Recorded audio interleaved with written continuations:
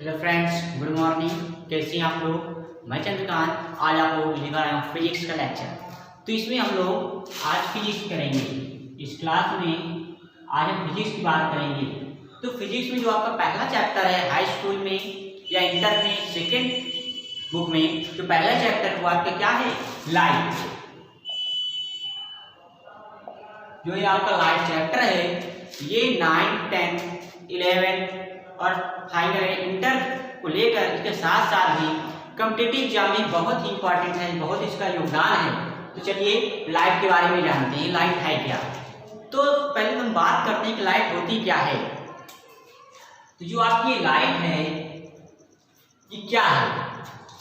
तो हमें पता है कि लाइट एक प्रकार की एनर्जी है। लाइट क्या है? एक तरह की ऊर्जा है। क्या है? ऊर्जा है जो हमारी आंखों को संवेदित करती है। जो हमारी आंखों को क्या करती है? संवेदित करती है।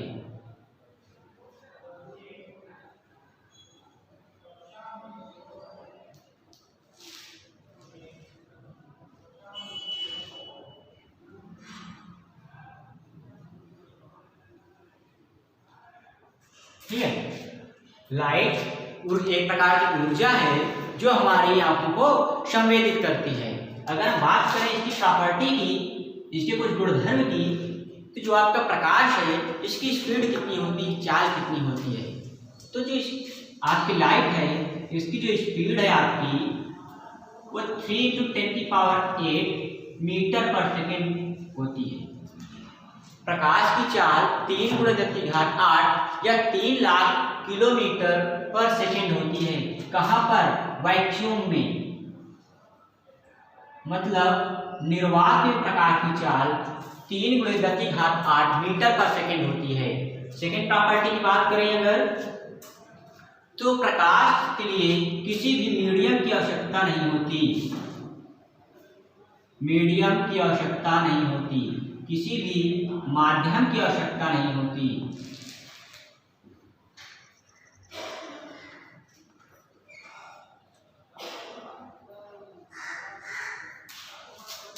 थर्ड प्रॉपर्टी कहती है आपकी जो आपका प्रकाश है वो सीधी रेखा में गमन करता है।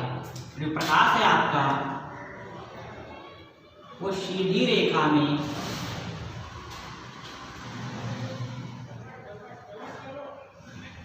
गमन करता है।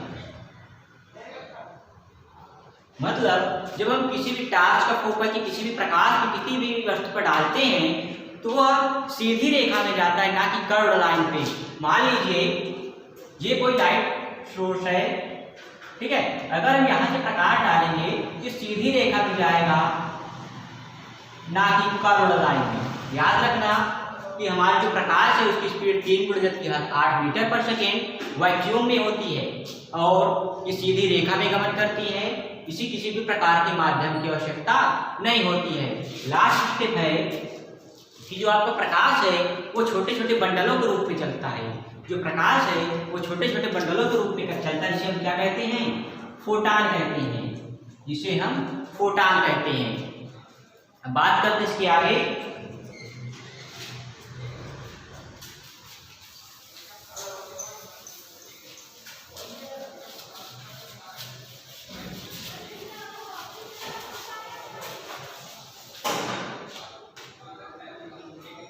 जब हम किसी भी वस्तु पर प्रकाश डालते हैं तो उसकी 3 संभावनाएं बनती हैं। जब हम प्रकाश किसी वस्तु पर डालते हैं तो उसकी कितनी संभावनाएं बनती हैं? 3 बनती हैं। पहला परावर्तन, अपवर्तन और अवशोषण। देखिए कैसे। मान लीजिए आप किसी भी वस्तु पर या किसी भी स्थान पर प्रकाश डाल रहे हैं, लाइट सोर्स रिफ्लेक्ट कर रहे हैं, डाल रहे हैं, तो वहां पर केवल 3 कंडीशन बन रही हैं। परावर्तन मतलब रिफ्लेक्शन, अपवर्तन रिफ्रैक्शन, एब्जॉर्प्शन मतलब अवशोषण। परावर्तन क्या होता है? मतलब जब हम किसी भी वस्तु पर प्रकाश डालेंगे तो वो उस वस्तु से टकरा करके पुनः अपने मार्ग में वापस लौट आएगी। पहली कंडीशन ये बनती है। दूसरी अगर वापस नहीं लौट रही है तो टकराने के बाद दूसरे पार निकल जाएगी, वस्तु के आर पार हो जाएगी।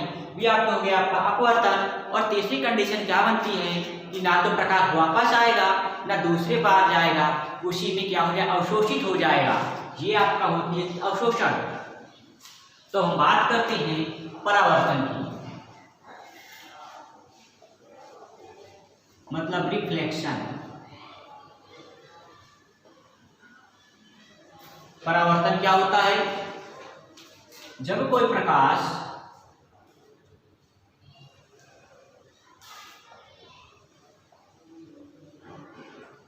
दर्पण के किसी सतह से टकराता है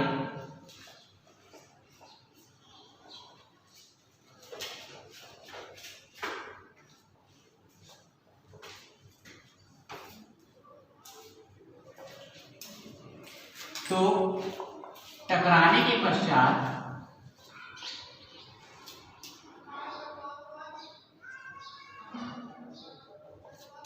पुनः अपने मार्ग में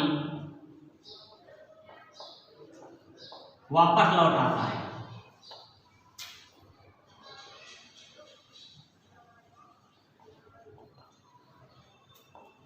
इसे ही प्रकाश का परावर्तन कहते हैं।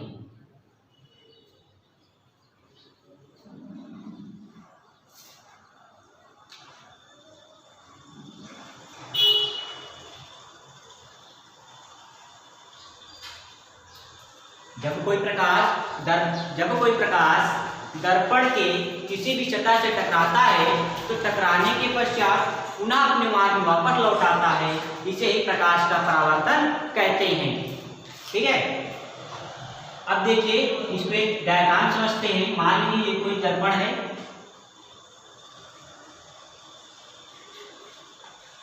जब भी हम इसमें कोई प्रकाश डालेंगे तो दर्पण से टकराने के पश्चात पुनः ही अपने मार्ग में वापस लौट जाएगा। इसे ही क्या कहते हैं, परावर्तन कहते हैं।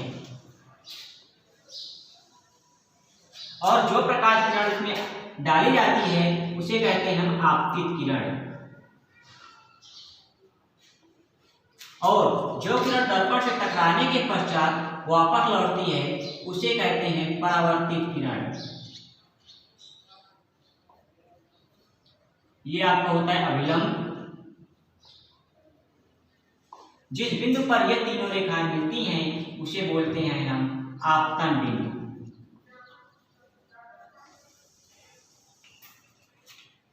अब फिर से देखते हैं आपतित किरण, परावर्तित किरण, अभिलंब और आपतन।